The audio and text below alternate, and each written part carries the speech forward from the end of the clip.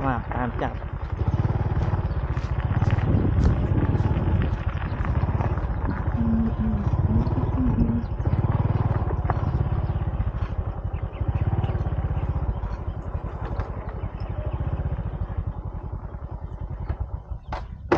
ôi cả đá gồng hổ này bánh lấy khan lên vô bánh tất đầy riêng từ là nè một ạ cái nhất nè đau mà trong một vốn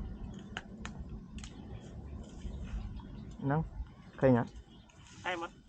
bạch thái nó chắp á bạc xóa rồi dàn sang vết đá rồi đó cập